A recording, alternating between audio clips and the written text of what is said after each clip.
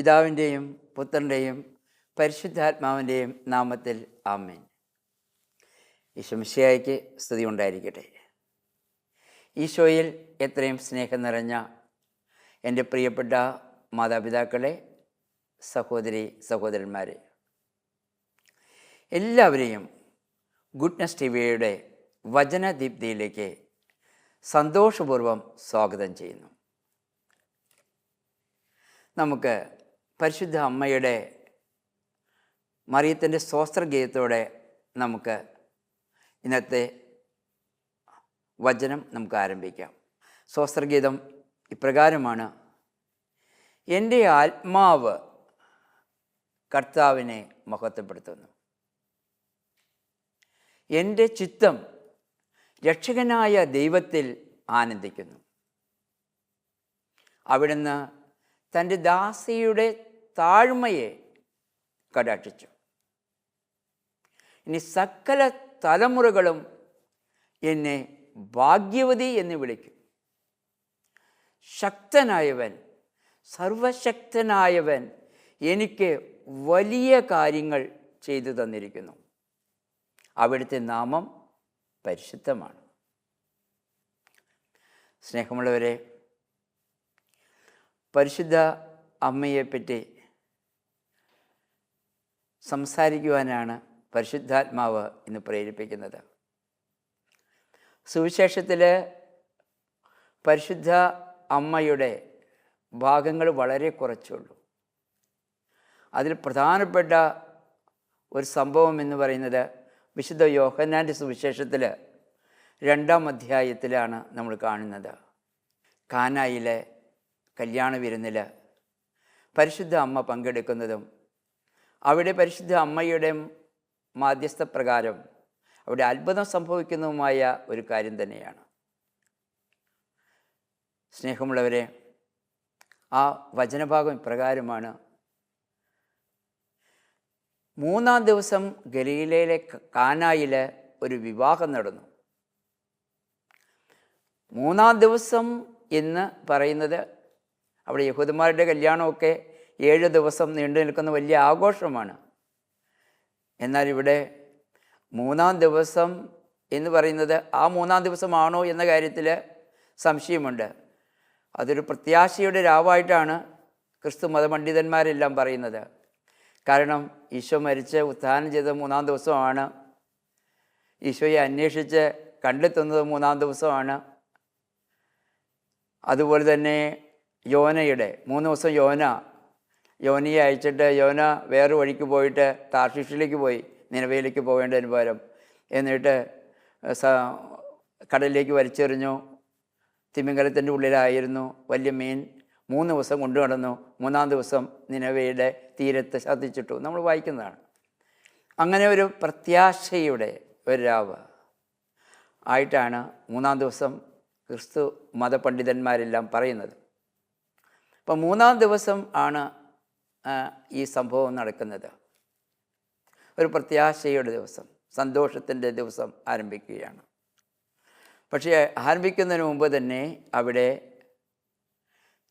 പ്രശ്നങ്ങളാണ്. അവിടെ പരിശുദ്ധ അമ്മയുണ്ടായിരുന്നു. പരിശുദ്ധ അമ്മ അവിടെയുണ്ട്. ക്രിസ്തുവിനെ ശിഷ്യന്മാരെയും ക്ഷണിച്ചിട്ടുണ്ട്. ഒക്കെ ഉണ്ടെങ്കിലും, ക്രിസ്തുവും ശിഷ്യന്മാരും ഉണ്ടെങ്കിലും, പരിശുദ്ധ അമ്മ അവിടെ ഉണ്ടെങ്കിലും അവിടെ ഒരു കുറവ് അനുഭവപ്പെട്ടു. പലപ്പോഴും നമ്മളൊക്കെ പറയുന്നത് ഈശോ കൂടെ ഉണ്ടെങ്കിൽ നമുക്ക് ഒരു കുറവ് സംഭവിക്കില്ലെന്നാ, ഒരു പ്രശ്നം ഉണ്ടാകില്ലെന്നൊക്കെയാണ് പറയുന്നത്. ഒരു തിന്മയും സംഭവിക്കില്ല. എന്നാൽ ഈശോ ഉണ്ടായിട്ടും പരിശുദ്ധ അമ്മ അവിടെ ഉണ്ടായിട്ടും ആ വീട്ടിൽ ഒരു കുറവുണ്ടായി. സ്നേഹമുള്ളവരെ, അപ്പോൾ കുറവ് ഈശോ ഉണ്ടെങ്കിലും അവിടെ ഉണ്ടാകും. ആ പോരായ്മ ഇതാണ് ഉണ്ടായത്.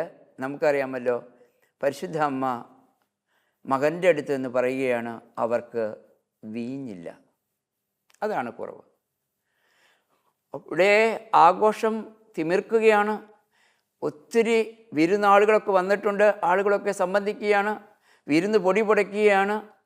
എന്നാൽ അതിന് പ്രധാനമായിട്ടും വിളമ്പേണ്ട വീഞ്ഞ്, പ്രധാന വിഭവമായ വീഞ്ഞ് തീർന്നു പോവുകയാണ്.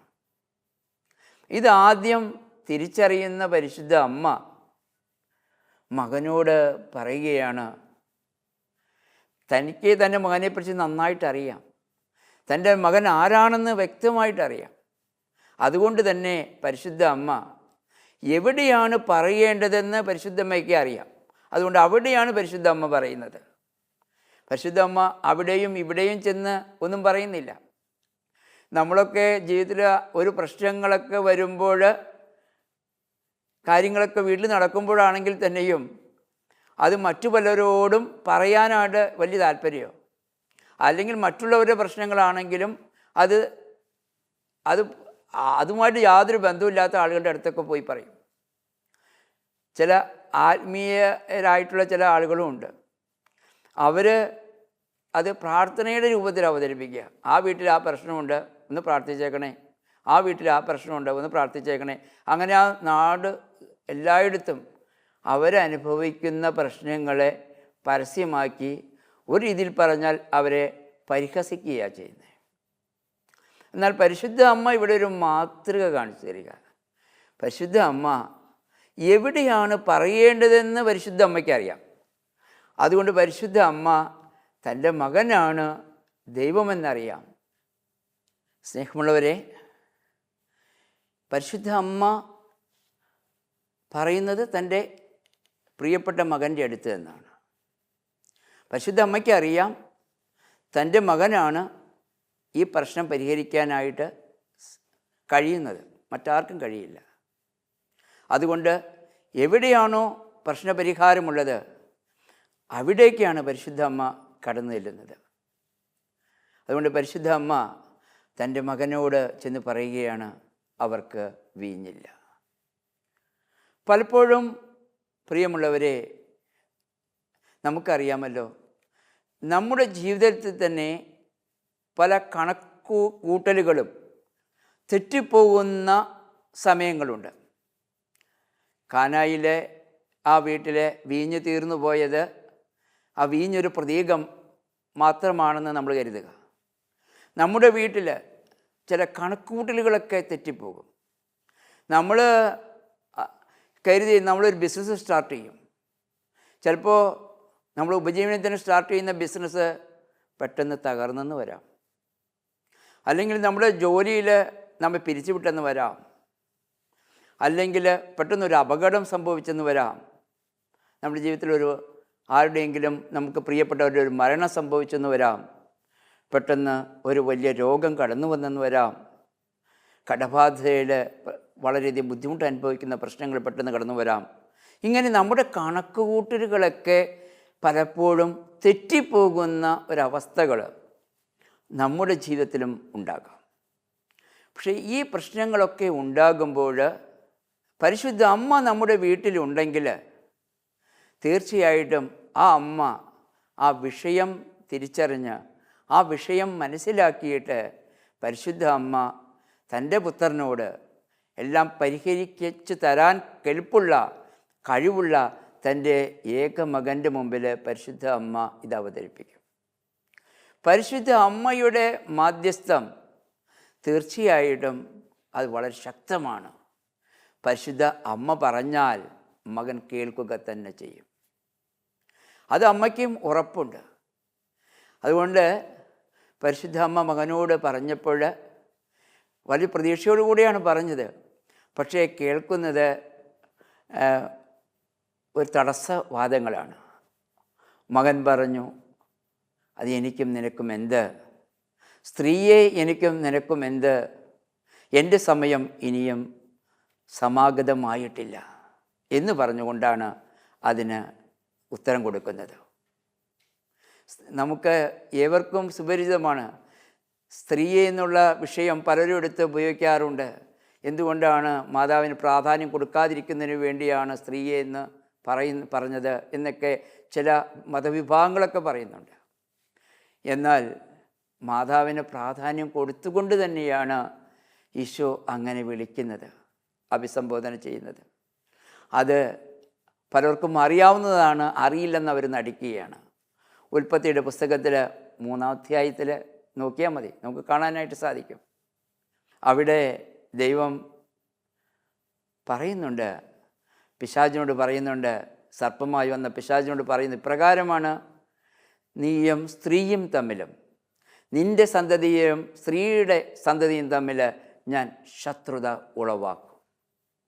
സ്ത്രീയുടെ സന്തതി നിൻ്റെ തല തകർക്കും. അവൻ പിശാച് നിൻ്റെ കുതികാലിൽ പരിക്കേൽപ്പിക്കും. സ്നേഹമുള്ളവരെ, നാം ഇത് കാണുന്നുണ്ട്. പൗലോസ് കൊളോസ്യർക്ക് എഴുതിയ ലേഖനത്തിൽ യേശു പിശാചിന് തല തകർക്കുന്നത് നാം വായിക്കുന്നുണ്ട്. കുരിശിലാണ്. അതിപ്രകാരമാണ് എഴുതിയിരിക്കുന്നത്, നമുക്ക് ദോഷകരമായി നിന്ന വിശുദ്ധ ലിഖിത നിയമങ്ങളെയൊക്കെ അവൻ കുരിശിൽ ഇല്ലാതാക്കി, മാച്ചു കളഞ്ഞു. കുരിശിൽ അവയെ തറച്ച് കൊന്നു.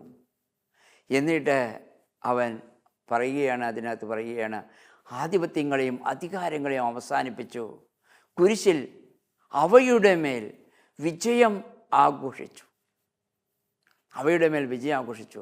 ഒരു രക്ഷ നമുക്കായിട്ട് തുറന്നു തന്നു. രക്ഷയുടെ പാത നമുക്കായിട്ട് തുറന്നു വന്നു. അതാണല്ലോ വിശുദ്ധ മർക്കോസിൻ്റെ സുവിശേഷത്തിൽ 10:45 പറയുന്നുണ്ട്, ഞാൻ വന്നിരിക്കുന്നത് ശുശ്രൂഷിക്കപ്പെടാനല്ല, ശുശ്രൂഷിക്കാനും അനേകം പേർക്ക് മോചനദ്രവ്യമായി എന്നെ തന്നെ നൽകാനുമാണ്. ഈശോ കുരിശിൽ മരിക്കുമ്പോൾ നമുക്കൊക്കെ ജീവൻ നൽകുകയാണ് ചെയ്തത്. ജീവൻ നൽകി, നിത്യജീവൻ നൽകി. അതുകൊണ്ടാണ് അതെ തല തകർക്കപ്പെടുന്നത്. പിശാചിന് തല തകരുകയാണ്. പിശാചിൻ്റെ ആധിപത്യം അവസാനിപ്പിക്കുകയാണ്. സ്നേഹമുള്ളവരെ, അതിനാൽ നമുക്ക് പിന്നീടും കാണാൻ സാധിക്കും ഈ സ്ത്രീയുടെ വിഷയം. വെളിപാടിൻ്റെ പുസ്തകത്തിൽ 12-ാം അധ്യായത്തിൽ 1 ഇപ്രകാരം പറയുന്നുണ്ട്, അതെ സ്ത്രീയെപ്പറ്റി, അവൾ സൂര്യനെ ഉടയാടയാക്കിയിരിക്കുന്നു, ചന്ദ്രൻ അവളുടെ പാദങ്ങളുടെ കീഴിലാണ്, 12 നക്ഷത്രങ്ങൾ അവളുടെ ശിരസിലാണ്. ഇതൊക്കെ പറയുന്നുണ്ട്. ആ സ്ത്രീയെയാണ് യേശു ഇവിടെ പ്രതിപാദിക്കുന്നത് തന്നെ. കുരിശിൻ്റെ താഴെ വെച്ചിട്ടും, ഈശോ മരിക്കുമ്പോൾ കുരിശിൻ്റെ താഴെ വെച്ചിട്ടും ഈശോ പറയുന്നത് ഇപ്രകാരം തന്നെയാണ്, ആ സ്ത്രീയെ എന്ന് വിളിച്ചുകൊണ്ട് തന്നെയാണ്. സ്നേഹമുള്ളവരെ, സ്ത്രീയെ എന്ന് വിളിച്ചതുകൊണ്ട് അത് ബഹുമാനക്കുറവല്ല, എല്ലാ ബഹുമാനത്തോടു കൂടെയുമാണ് ഈശോ മറിയത്തെ അപ്രകാരം വിളിച്ചത്. പിന്നെ മറ്റൊരു കാര്യം പറയുന്നത്, എൻ്റെ സമയം സമാഗതം ആയിട്ടില്ല എന്നാണ്. ഈശോയുടെ മഹത്വീകരണത്തിൻ്റെ സമയം ആയിട്ടില്ല. ഈ ഈശോ രക്ഷാകര ചരിത്രത്തിൻ്റെ സമയം ആരംഭിക്കാനായിട്ട് ഇനിയും എടുക്കും. അത് ഇപ്പോൾ ആയിട്ടില്ല എന്നാണ് ഈശോ പറയുന്നത്. എന്നാൽ പരിശുദ്ധ അമ്മ അത് രക്ഷാകര സംഭവത്തിന്, അത് മഹത്വീകരണത്തിൻ്റെ സമയം പരിശുദ്ധ അമ്മ ആരംഭം കുറിക്കുകയാണ് ചെയ്യുന്നത്. പരിശുദ്ധ അമ്മ തന്നെയാണ് ഉദ്ഘാടനം ചെയ്യുന്നത്. അതേ സമയമായി. ഇനി മുന്നോട്ട് പോകാനുള്ളതാണ്. പരസ്യ ജീവിതത്തിനുള്ള സമയമാണ്. നിൻ്റെ രക്ഷാകര ചരിത്രം ആരംഭിക്കുവാൻ പോവുകയാണ്. നമുക്കറിയാമല്ലോ, യേശു അവസാന സമയത്ത് യേശു സമയമായെന്ന് കൂടി യേശു പറയുന്നുണ്ട്. വിശുദ്ധ യോഹന്നാൻ്റെ സുവിശേഷം 17-ാം അധ്യായം 1-ാം വാക്യം, പിതാവേ സമയമായിരിക്കുന്നു, പിതാവിനെ മഹത്വപ്പെടുത്താനായിട്ട് പുത്രനെ സമയമായിരിക്കുന്നു, അവിടുന്ന് പുത്രനെ മഹത്വപ്പെടുത്തണമേ, ഇത് ചെയ്യാനായിട്ട് പുത്രനെ മഹത്വപ്പെടുത്തണമേ.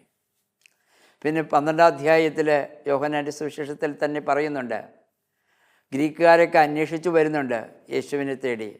അപ്പോൾ സ്ത്രീഹന്മാരോട്, അന്ത്രോസിനോടും ഫിലിപ്പോസിനോടും യേശു പറയുന്നുണ്ട്, അതെ എൻ്റെ സമയം ആയി, മൗക്തീകരണത്തിൻ്റെ സമയമായി. അതെ, ഗോതമ്പ് മണി നിലത്ത് വീണ് അഴിയാനുള്ള, ജീവൻ നൽകുവാനുള്ള സമയമായി എന്ന് യേശു പ്രതിപാദിക്കുന്നുണ്ട്. അപ്പോൾ യേശു പറയുന്നതെല്ലാം വളരെയധികം അർത്ഥത്തോടു കൂടെ തന്നെയാണ് യേശു പറയുന്നത്. എന്നിട്ട് പിന്നെ നാം കാണുന്ന ഇപ്രകാരമാണ്, മറിയം അവിടെ നിൽക്കുന്നില്ല. അതാണ് ഏറ്റവും വലിയ അതിശയകരമായ, നമ്മൾ ചിന്തിപ്പിക്കേണ്ട ഒരു കാര്യം. ഒരു പോസിറ്റീവായിട്ടുള്ള ആൻസർ അല്ല മകൻ നൽകിയത്. എന്നാൽ പരിശുദ്ധ അമ്മ അവിടെ നിൽക്കാതെ പരിശുദ്ധ അമ്മ പുറത്തേക്ക് പോവുകയാണ്, പരിചാരകരുടെ അടുത്തേക്ക് പോവുകയാണ്. എന്നിട്ട് പരിശുദ്ധ അമ്മ പരിചാരകരോട് പറയുകയാണ്, അതെ, ഭരണികളിൽ അവൻ പറയുന്നത് നിങ്ങൾ ചെയ്യുവൻ. അതാ പറയുന്നത്. അവൻ പറയുന്നത് നിങ്ങൾ ചെയ്യുവൻ, അതാ പറയുന്നത്.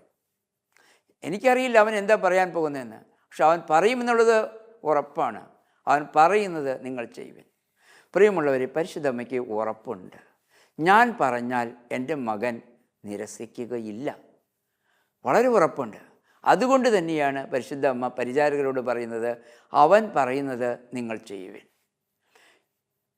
സുവിശേഷത്തിൽ പറയുന്ന മറിയത്തിൻ്റെ 1-2 വാക്കുകളിൽ ഒരു പ്രധാനപ്പെട്ട ഒരു വാക്കാണിത്, അവൻ പറയുന്നത് നിങ്ങൾ ചെയ്യുവൻ.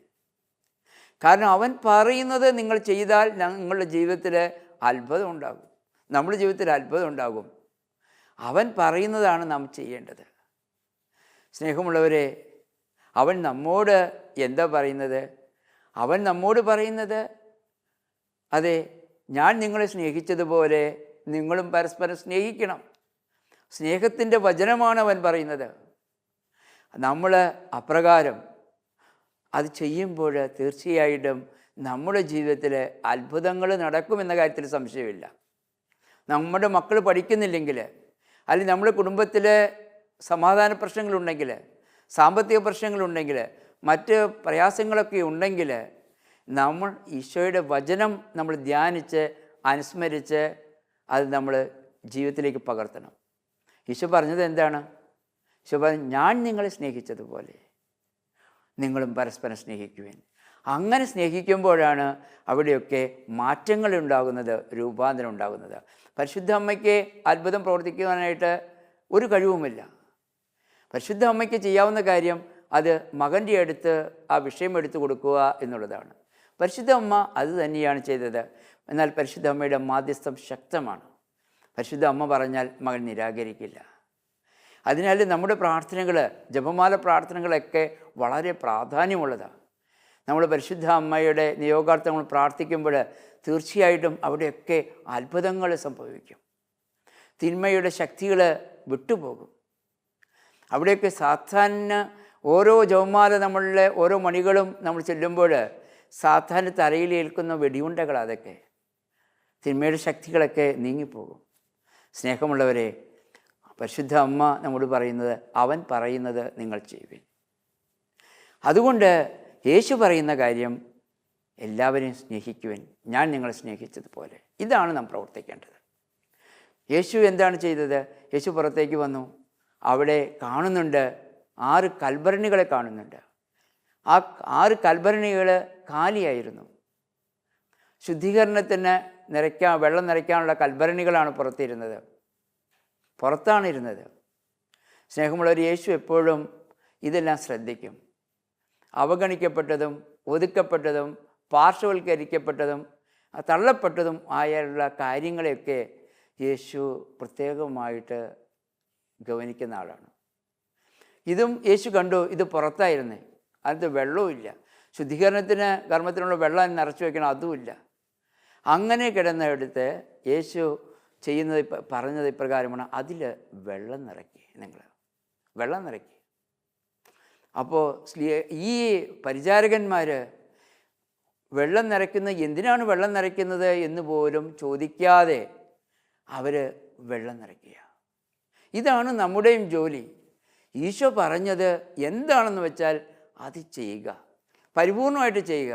നമ്മുടെ ബുദ്ധിയെ, നമ്മുടെ യുക്തിയൊക്കെ വിട്ടിട്ട് യേശുവിൻ്റെ വാക്ക് എന്താണ് അതനുസരിച്ച് നമ്മൾ പ്രവർത്തിക്കുക. കണ്ണുമടച്ച് വിശ്വസിച്ച് പ്രവർത്തിക്കുക. അവിടെയാണ് അത്ഭുതം സംഭവിക്കുക. ആ പരിചാരകന്മാർ എന്താ ചെയ്തത്? പരിചാരകന്മാർ വക്കോളം നിറച്ചു. സ്നേഹമുള്ളവരെ, വക്കോളം നിറച്ചു. എന്ത് കാര്യങ്ങൾ ചെയ്യുമ്പോഴും അത് പൂർണ്ണതയോടെ ചെയ്യണമെന്നാണ് ഈശോ നമ്മെ ഇതിലൂടെ മനസ്സിലാക്കി തരുന്നത്. ആ പരിചാരകന്മാർ ചെയ്തത് വക്കോളം നിറയ്ക്കുക, പൂർണ്ണതയോടെ ചെയ്യുക, പരിപൂർണതയോടെ. വിശുദ്ധ കുർബാനയ്ക്ക് പോകുന്നെങ്കിലും പ്രാർത്ഥിക്കുന്നുണ്ടെങ്കിലും കാരുണ്യ പ്രവൃത്തികളൊക്കെ നമ്മൾ ചെയ്യുമ്പോഴും ഒക്കെ ദൈവത്തെ സ്നേഹിക്കുമ്പോഴും മനുഷ്യരെ സ്നേഹിക്കുമ്പോഴും ഒക്കെ പൂർണ്ണതയോടെ നമ്മൾ ചെയ്യണം എന്ന് യേശു ആഗ്രഹിക്കുകയാണ്. വക്കോളം അവർ നിറച്ചു.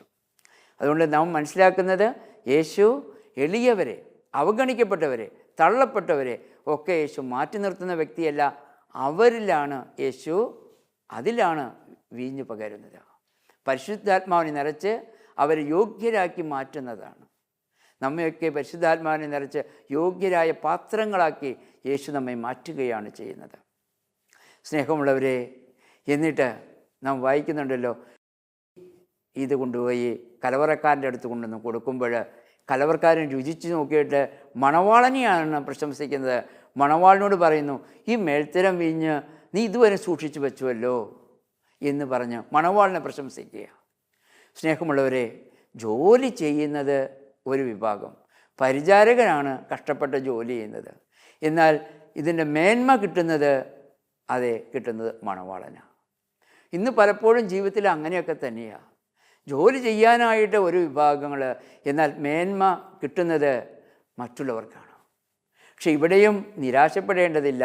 വചനം നമ്മോട് പറയുന്നുണ്ട്, ഇപ്രകാരം പറയുന്നു, അതെ, ഞങ്ങൾ പ്രയോജനമില്ലാത്ത ദാസന്മാരാണ്, കടമ നിർവഹിച്ചതേയുള്ളൂ എന്ന വചനത്തിൽ ആശ്രയിച്ചാണ് നാം പ്രവർത്തിക്കേണ്ടത്. അങ്ങനെ പ്രവർത്തിക്കുമ്പോൾ 1 പത്രോസ് 5-ാം അധ്യായത്തിൽ 6-ാം വാക്യം അവിടെ പ്രയോഗത്തിൽ വരികയാണ്. അതിപ്രകാരമാണ്, അതെ, ദൈവത്തിൻ്റെ തക്ക സമയത്തിനായിട്ട് കാത്തിരിക്കുക. ദൈവത്തിൻ്റെ ശക്തമായ കരത്തിൻ കീഴിൽ നിങ്ങൾ എളിമയോടെ കാത്തിരിക്കുക. തക്ക സമയത്ത് ദൈവം നിങ്ങളെ ഉയർത്തും. നിങ്ങളുടെ ഉത്കണ്ഠകൾ അവിടുത്തെ ഏൽപ്പിക്കുവിൻ, അവിടുന്ന് നിങ്ങളുടെ കാര്യത്തിൽ ശ്രദ്ധാലുവാണ്. അതിനാൽ സ്നേഹമുള്ളവരെ, പരിശുദ്ധ അമ്മയുടെ ഉള്ള നമ്മുടെ പ്രാർത്ഥന, മാധ്യസ്ഥ പ്രാർത്ഥന നമുക്ക് എപ്പോഴും ഉരുവിടാം. പരിശുദ്ധ അമ്മ തീർച്ചയായിട്ടും നമ്മുടെ ഏത് പ്രാർത്ഥനകളായാലും തൻ്റെ മകനോട് പറഞ്ഞ് അത് നമുക്ക് സാധിപ്പിച്ച് തരുമെന്ന കാര്യത്തിൽ യാതൊരു സംശയവും വേണ്ട. പരിശുദ്ധ അമ്മയെ വിളിക്കുമ്പോൾ പരിശുദ്ധ അമ്മ തീർച്ചയായിട്ടും ഇതാ ഞാനെന്ന് പറഞ്ഞ് പരിശുദ്ധ അമ്മ നമ്മുടെ അടുത്തേക്ക് വരും. അതുകൊണ്ട് പരിശുദ്ധ അമ്മയുള്ള ജപമാല ഭക്തി കൂടുതൽ വളരട്ടെ. കുടുംബങ്ങളിൽ ആ ജപമാല പ്രാർത്ഥനകൾ നടക്കുമ്പോൾ ആ കുടുംബത്ത് ഐക്യമുണ്ടാകും, ആ കുടുംബത്ത് സ്നേഹമുണ്ടാകും. മദർ തെരേസ പറഞ്ഞ പോലെ പ്രാർത്ഥിക്കുന്ന കുടുംബം എന്നെന്നും ഒന്നിച്ചിരിക്കും. സ്നേഹമുള്ളവരെ, അതിനാൽ പരിശുദ്ധ അമ്മയുടെ മാധ്യസ്ഥം നമുക്ക് തേടാം. ശക്തമായ മാധ്യസ്ഥം ആണത്. തീർച്ചയായിട്ടും ഈശോ നമുക്ക് അനുഗ്രഹങ്ങൾ തരുവാനായിട്ട് പരിശുദ്ധം കാരണമാകുമെന്നതിൽ യാതൊരു സംശയവും വേണ്ട. Praise the Lord. ഹല്ലേലൂയ. യേശുവേ നന്ദി, യേശുവേ സ്തുതി.